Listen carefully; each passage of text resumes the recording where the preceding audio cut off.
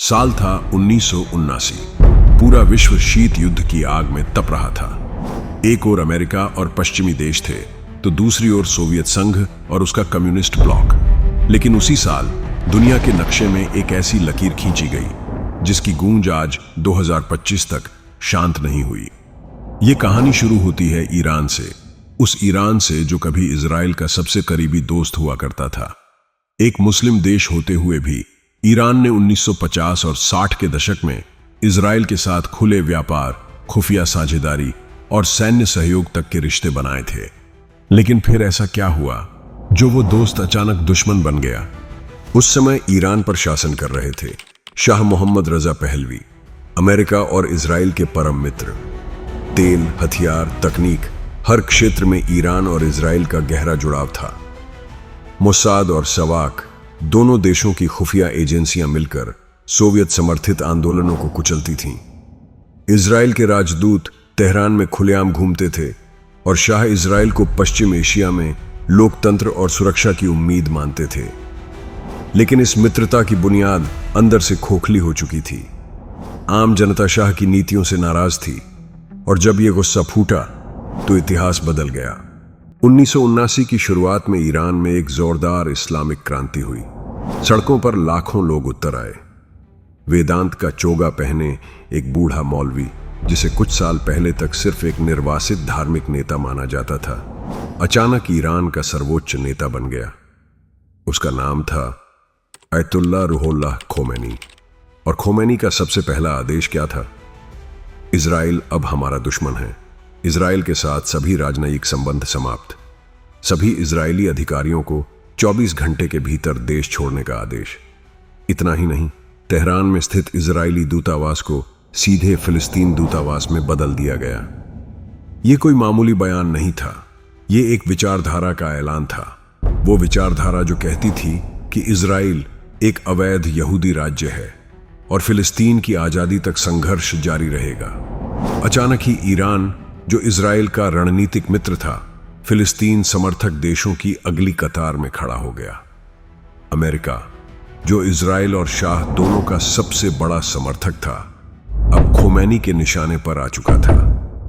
शैतान अज़्ज़म यानी ग्रेट सेटन का तमगा अमेरिका को मिला और छोटा शैतान इजराइल को। पर सवाल यह है दोस्तों, क्या यह दुश्मनी सिर्फ धार्मिक थी? क्या एक मौलवी की तकरीरें इतनी शक्तिशाली थीं कि उन्होंने दशकों पुराने रिश्ते को मिटा दिया? या फिर यह सिर्फ एक बहाना था, ताकत और प्रभुत्व की लड़ाई को धार्मिक रंग देने का? क्रांति के बाद ईरान ने जो रास्ता चुना, वो एक ऐसे मुल्क का रास्ता था जो खुद को इस्लामी क्रांति का केंद्र मानता था और जो पूरे इस्लामी जगत में इजराइल विरोध को अपनी पहचान बना चुका था। 1979 के उस साल ने न सिर्फ ईरान की दिशा बदली, बल्कि इजराइल के लिए भी एक नई लड़ाई की शुरुआत कर दी। अब इजराइल को हर मोर्चे पर चौकसी रखनी थी। जिस देश के साथ मिलकर वो खुफिया नेटवर्क चला रहा था, अब वही देश उसके खिलाफ प्रॉक्सी वॉर की नींव रखने जा रहा था।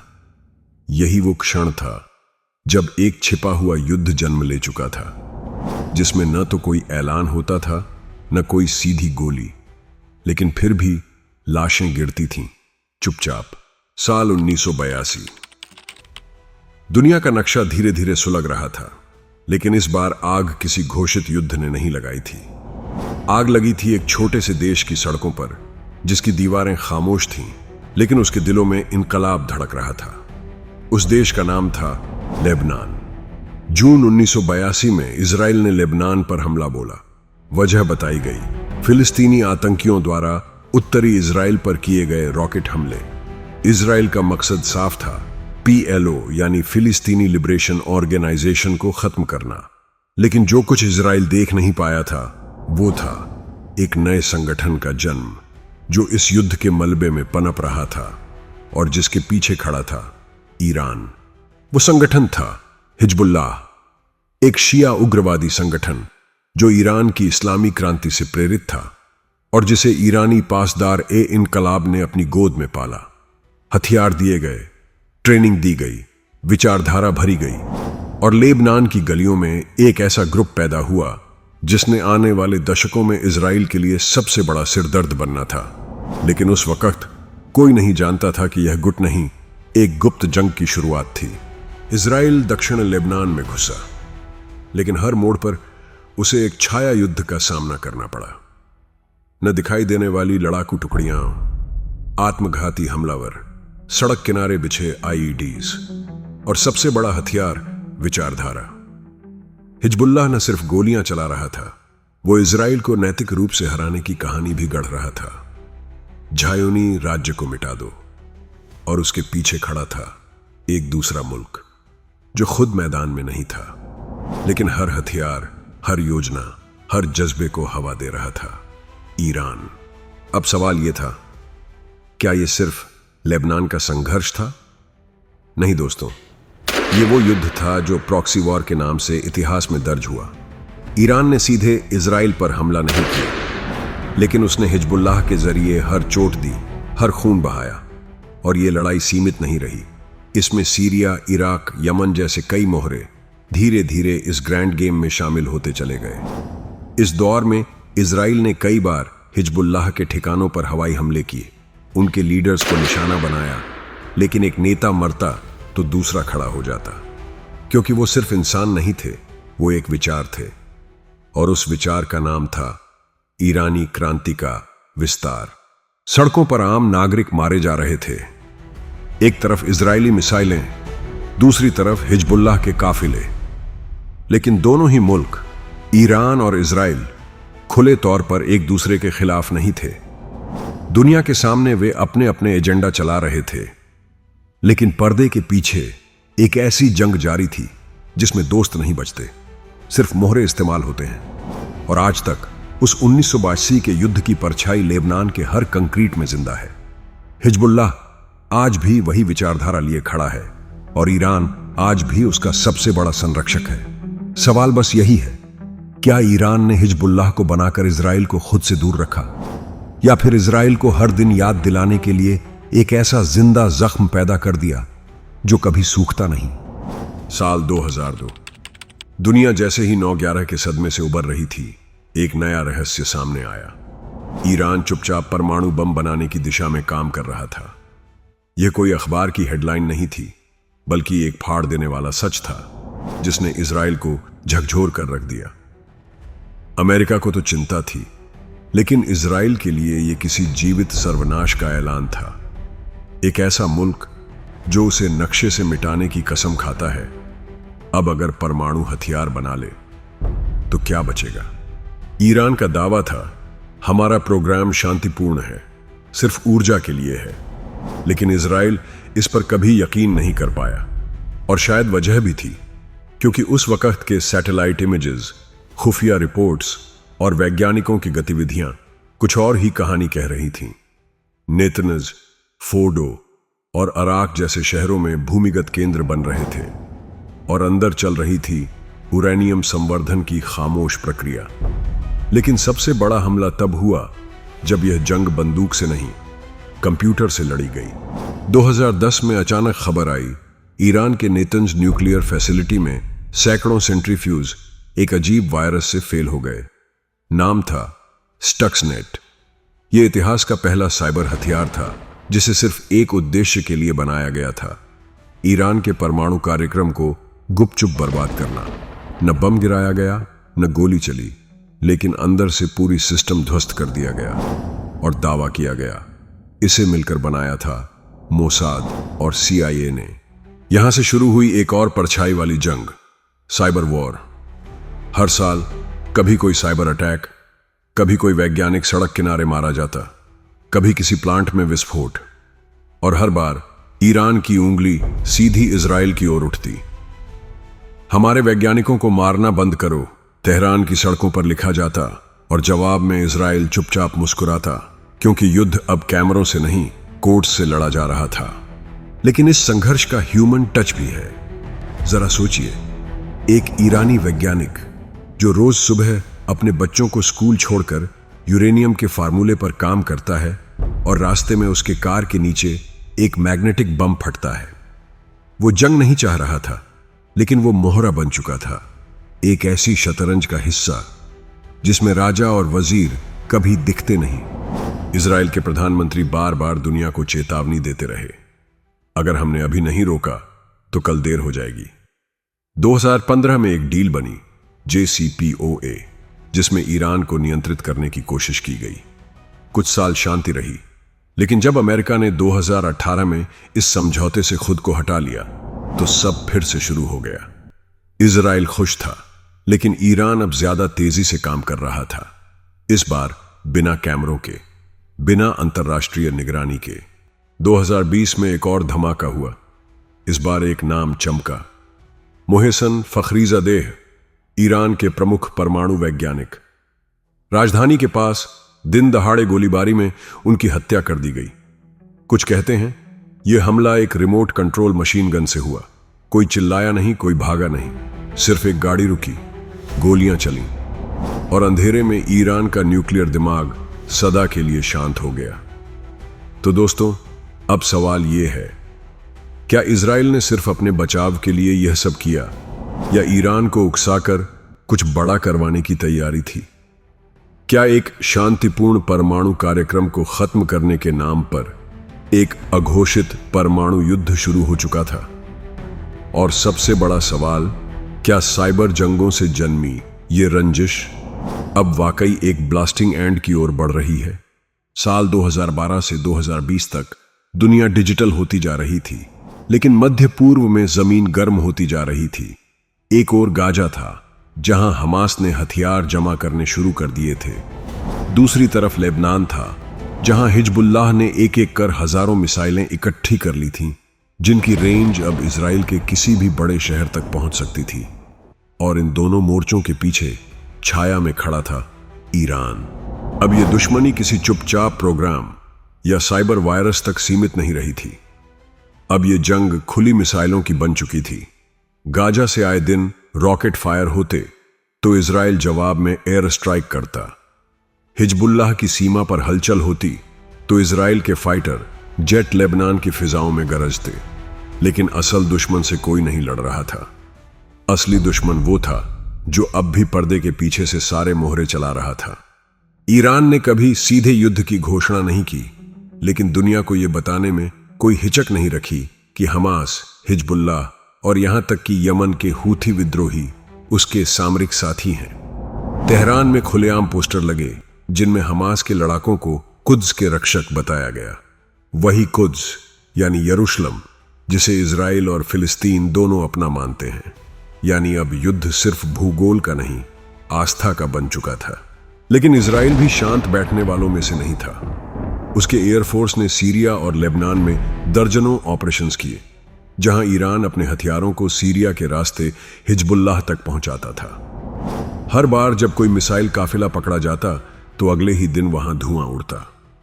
मगर हर बार ईरान चुप रहता, मानो जैसे वो कह रहा हो, हम तो मैदान में ही नहीं हैं। सवाल उठता है, अगर ईरान लड़ नहीं रहा तो मर क्यों रहे हैं उसके लोग? क्योंकि इजराइल ने अब ईरानी जनरल्स और अफसरों को टारगेट करना शुरू कर दिया था, खासकर सीरिया में। एक एक करके रिवॉल्यूशनरी गार्ड्स के अधिकारी मारे जा रहे थे। और फिर एक रात ऐसा हमला हुआ जिससे पूरी दुनिया सन्न रह गई। दमिश्क में ईरानी काउंसुलेट पर सीधा हमला। इजराइल ने नाम नहीं लिया, लेकिन ईरान को किसी स्पष्टीकरण की जरूरत नहीं थी। गाजा में हमास की सुरंगें, लेबनान में हिजबुल्लाह के लॉन्च पैड्स, सीरिया में हथियारों के डिपो और यमन में हूथियों की ड्रोन फैक्ट्री, इन सब का नेटवर्क ईरान से जुड़ता था। और जब इजराइल उन्हें निशाना बनाता तो दुनिया चुप रहती, क्योंकि सब जानते थे ये जंग सिर्फ दो देशों के बीच नहीं, दो विचारधाराओं के बीच थी।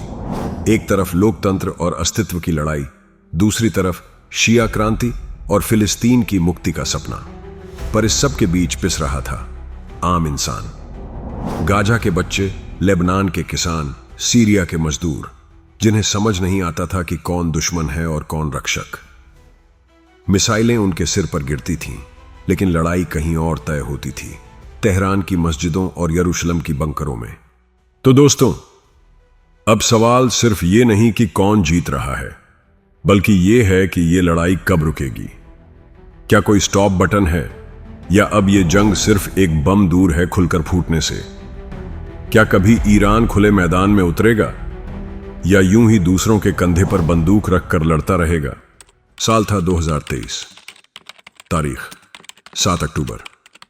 यह वो दिन था जब इजराइल की सीमाओं पर तड़के सायरन चीखने लगे, आसमान धुएं से भर गया और एक ऐसी सुबह शुरू हुई जो रात तक मध्य पूर्व की राजनीति को झकझोर चुकी थी। गाजा से आतंकी संगठन हमास ने अचानक रॉकेटों की बारिश शुरू कर दी, लेकिन इस बार ये सिर्फ रॉकेट नहीं थे, यह था एक सुनियोजित, भयंकर और खौफनाक हमला। हमास के लड़ाके पैराग्लाइडर से हवा में उतरे, बाड़ तोड़कर जमीनी रास्तों से घुसे और सीधे इजरायली गांवों पर हमला किया। महिलाएं, बच्चे, आम नागरिक, कोई नहीं बचा। सैकड़ों लोग मारे गए, कई को बंधक बनाकर गाजा ले जाया गया। पूरे इजराइल में हाहाकार मच गया। यह केवल एक आतंकी हमला नहीं था, यह एक ऐलान था युद्ध का, जिसे कभी बोला नहीं गया, बस अचानक सामने आ गया। इजराइल ने इसका जवाब दिया अपनी पूरी ताकत से। गाजा पर एयर स्ट्राइक, बमबारी, कमांडो ऑपरेशन, सब कुछ शुरू हो गया। लेकिन इस बार यह लड़ाई सिर्फ गाजा तक नहीं रुकी, क्योंकि कुछ ही घंटों में हिजबुल्लाह ने लेबनान से हमला किया। यमन के हूथी विद्रोहियों ने इजराइल पर ड्रोन भेजे और इराक के कुछ शिया गुटों ने भी बयान जारी कर दिए, हम तुम्हारे साथ हैं फिलिस्तीन। अब दुनिया पूछने लगी, इन सब के पीछे कौन है? और जवाब एक ही नाम पर आकर ठहर गया, ईरान। ईरान ने आधिकारिक रूप से हमले की जिम्मेदारी नहीं ली, लेकिन उसके नेताओं के बयान, टीवी चैनलों पर जश्न और हमास के नेताओं के साथ तस्वीरें, सब कुछ इशारा कर रहा था कि यह सिर्फ समर्थन नहीं, साजिश थी। इजराइल जानता था कि उसका असली दुश्मन कौन है, और शायद पहली बार वो इस छाया युद्ध को नाम देने की ओर बढ़ गया। तेहरान में जश्न का माहौल था। कुद्स फोर्स के पोस्टर सड़कों पर थे। ईरानी टीवी चैनलों पर इजराइल की तबाही के वीडियो बार बार दिखाए जा रहे थे। पर वहीं दूसरी तरफ गाजा के मलबों में दबे लोग, अस्पतालों में रोती औरतें और उजड़ चुके घर इस युद्ध की कीमत भी दिखा रहे थे। अब यह साफ हो चुका था, यह सिर्फ एक लड़ाई नहीं थी, यह पूरे सिस्टम को हिला देने वाली भूकंप थी। इजराइल ने अंतर्राष्ट्रीय मंचों पर ईरान का नाम लेना शुरू कर दिया। अमेरिका, फ्रांस, ब्रिटेन, सभी देशों के नेता सक्रिय हो गए। मध्य पूर्व एक बार फिर बारूद के ढेर पर बैठा था। कुछ ही दिनों में इजराइल ने दमिश्क में हमला किया और ईरानी दूतावास को निशाना बनाया। इसे एक संदेश कहा गया और वो संदेश साफ था, अब हम पर्दे के पीछे नहीं रहेंगे। अब दुनिया एक नए डर के साए में जीने लगी। क्या अब इजराइल और ईरान की सीधी जंग होने जा रही है? क्या न्यूक्लियर हथियारों की लाइन पार की जाएगी? और सबसे जरूरी, क्या यह वही पल है जिसकी आहट पिछले 45 सालों से सुनाई दे रही थी? साल था 2024। गाजा का युद्ध थमा नहीं था, बस अस्थाई सन्नाटा पसरा था। लेकिन इस सन्नाटे के भीतर एक नई आंधी पनप रही थी। अब इजराइल को लगने लगा था, अगर वह चुप बैठा तो अगला हमला ज्यादा बड़ा और ज्यादा खतरनाक हो सकता है। इसलिए इस बार उसने फैसला किया, खामोश रहने का नहीं, चोट करने का। मार्च 2024 में इजराइल ने सीरिया में एक गुप्त ऑपरेशन के तहत ईरान के रिवॉल्यूशनरी गार्ड्स के शीर्ष अधिकारियों को निशाना बनाया। और यही वो पल था जब पहली बार ईरान ने सीधे इजराइल पर मिसाइलें दागी। हां, सीधे, बिना किसी प्रॉक्सी, बिना किसी मोहरे। ईरान की तरफ से लॉन्च हुई सैकड़ों मिसाइलें, ड्रोन्स और क्रूज अटैक एक साथ। तेल अवीव, हाइफा, बेरशेवा, हर बड़ा शहर अलर्ट पर चला गया। लेकिन आयरन डोम ने एक बार फिर खुद को साबित किया। हालांकि कुछ मिसाइलें बच निकली और वो निशाना बनी आम जनता। उस दिन इजराइल के कई नागरिक मारे गए और दुनिया सहम गई। अब सवाल नहीं था कि जंग होगी या नहीं, अब सवाल था कि ये जंग कितनी दूर जाएगी। अप्रैल 2024 में इजराइल ने बदला लिया और पहली बार ईरान के अंदर हमला किया। तेहरान के पास मौजूद एक मिलिट्री रिसर्च फैसिलिटी पर मिसाइलों की बारिश हुई। सैटेलाइट इमेजेस में दिखा 4 इमारतें पूरी तरह राख हो चुकी थीं। रिपोर्ट्स की माने तो वहां ईरान की न्यूक्लियर तकनीक पर काम चल रहा था। ईरान चिल्लाया, हम पर सीधा हमला हुआ है। लेकिन इजराइल की तरफ से कोई बयान नहीं आया। एक चुप्पी जो एक धमाके से ज्यादा तेज थी। जून 2025 आते आते यह जंग अब सीमाओं से बाहर जा चुकी थी। ईरान ने लेबनान, सीरिया और यमन के अपने गठबंधनों को एक्टिव किया। हिजबुल्लाह ने उत्तरी इजराइल पर 300 से अधिक रॉकेट दागे। हूथी विद्रोहियों ने रेड सी के रास्ते इजरायली पोतों को निशाना बनाया और उसी दौरान तेहरान में एक बड़े विस्फोट में 200 से अधिक लोग मारे गए। ईरान ने आरोप लगाया, यह इजराइल द्वारा भेजे गए साइबर ड्रोन और अंदरूनी एजेंट्स का काम है। अब यह सिर्फ जंग नहीं रह गई थी, यह बन चुकी थी सर्वाइवल वॉर। इजराइल ने मोसाद के जरिए ईरान के भीतर गहराई तक घुसपैठ कर दी थी। ईरान ने भी अपने मिसाइल सिस्टम को रेड अलर्ट पर डाल दिया था। लेकिन इस सब के बीच दुनिया थरथरा रही थी, क्योंकि पहली बार परमाणु हथियारों की भाषा खुलकर बोली जाने लगी थी। इजराइल के डिफेंस मिनिस्टर ने कहा, हम हर विकल्प खुले रखे हैं। ईरान के एक धार्मिक नेता ने चेतावनी दी, अगर हमारी संप्रभुता को ललकारा गया तो हम कयामत का दरवाजा खोल देंगे। अब यह कोई फिल्मी स्क्रिप्ट नहीं थी, यह एक हकीकत थी जिसमें सिर्फ एक मिसकैलकुलेशन पूरी दुनिया को जलाकर राख कर सकता था। और फिर आया वो रहस्यमयी हमला जिसने दुनिया को हिलाकर रख दिया। सितंबर 2024 लेबनान में एक साथ सैकड़ों मोबाइल पेजर, वॉकी टॉकी और रिमोट डिवाइस फट गए। एक साथ, बिना किसी ट्रिगर के। मारे गए दर्जनों लोग और हजारों घायल। हिजबुल्लाह समझ ही नहीं पाया हमला बाहर से हुआ या अंदर से। लेकिन इजराइल कुछ नहीं बोला, कोई बयान नहीं, सिर्फ एक मुस्कान जो कह रही थी, हम वहां भी हैं जहां तुम सोच भी नहीं सकते। और उसी महीने जवाब में हिजबुल्लाह ने इजराइल के उत्तरी हिस्से पर 300 से ज्यादा रॉकेट दागे। रिहायशी इलाकों में डर लौट आया और अब सिर्फ सीमाएं नहीं जली, भरोसा भी। इधर यमन के हूथी लड़ाके रेड सी से इजरायली पोतों को निशाना बना रहे थे, तो उधर सीरिया में ईरान के शिया गुट फिर सक्रिय हो गए, जैसे कोई अदृश्य हाथ हर मोर्चे को एक साथ जलाने पर तुला हो। लेकिन असली मोड़ तब आया जब जून 2025 की रात इजराइल ने वो किया जिसका सिर्फ ख्वाब देखा गया था।